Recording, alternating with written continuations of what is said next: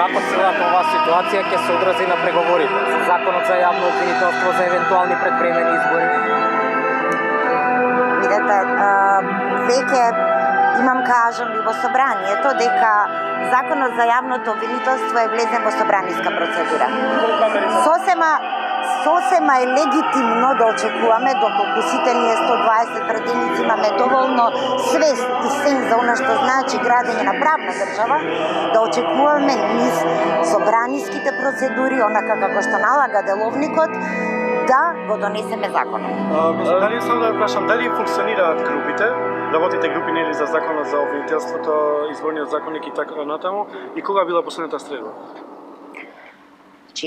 Тие функционираат се во постојано функционирање, нормално средбите се закажуваат во согласност со сите засегнати, односно со сите кои што учествуваат во групите. Јас навистина се надевам дека сето тоа ќе даде резултат, но она што е најважно, значи во контекст политички резултати, ако прашуваат и во делот на законот за изборите, но најважно е да резултатот стигне онаму каде што му е место, а тоа е собранието на Република Северна Македонија, бидејќи тоа е местото каде што се носат законите и каде што сите ние, независно на која политичка партија припаѓаме, треба да го дадеме својот придонес во подобрувањето на текстот на законот. Јас имам уште едно прашање во скор на темата што е. Значи, вие го обвинувате опозицијата и Израел Мицкоски за СДСМ.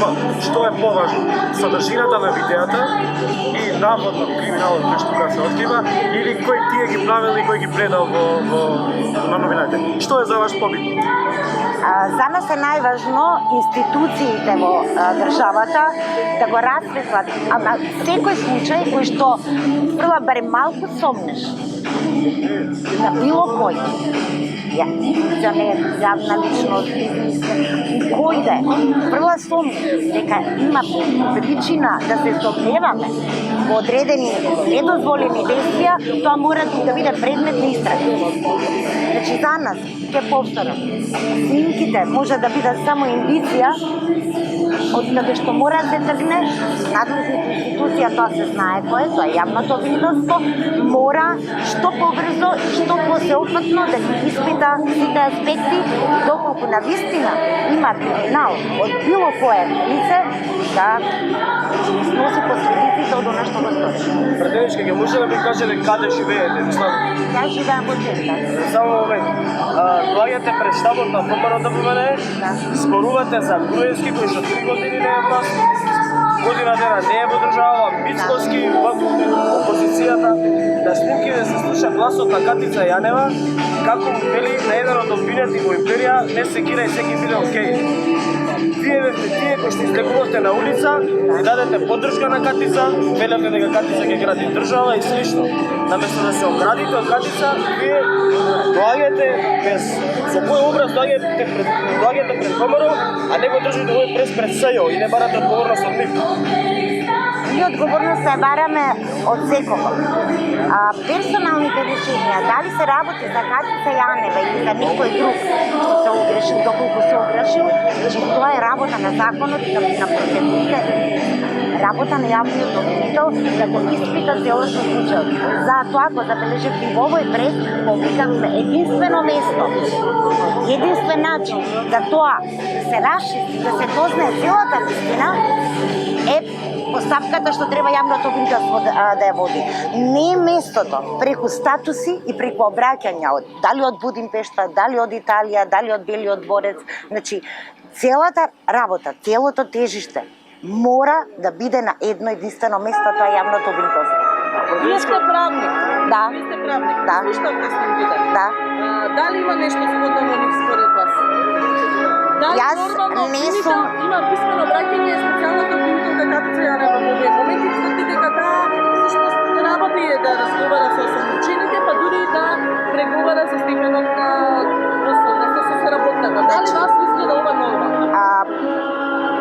Јас не сакам да коментирам кој што изјавил. Јас можам само да кажам дека секој обвинител во својата работа, значи, разговара со обвинети и осомничени. И тоа е сосема легитимно, тоа е дел од законот за кривична постапка. Како, впрочем, значи тој ќе води истрагата ако не разговара. Но во кој контекст, каде и дали се надминати тие овластувања, тоа треба некој друг да даде одговор и се надеваме дека ќе го даде одговор.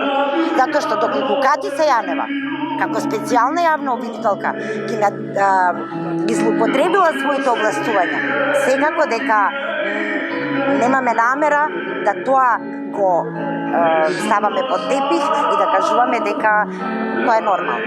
Сигурно не може да биде нормално, но тоа треба да се докаже. Ама го ставате под тепих, братеничке, го ставате под тепих, затоа што доаѓате изборувате за Будимпешта, за ВМРО-ДН. А дали кај го Катица Јанева и слушна? кај вас, кои што се трудевте на улици да донесете да биде шефица на специјалното обвинителство? Ние треба да градиме институции, а персоналните решенија, значи специјалното јавно обвинителство е институција, дел од јавното обвинителство. А персоналните решенија, значи не можат да загрозат процес. Ако некој е персонално решение не е адекватно за тоа место, ќе се замине. Доколку некој направил криминал, ќе одговара, но за тоа не може да биде институцијата. И тоа треба да го расчистиме. Во оваа држава еднашка мора да сватиме дека нема колективна одговорност, нема виновна институција, има виновни луѓе. А Мицковски не дозволи се уште 3 години да се огради од сето што го направил Груевски.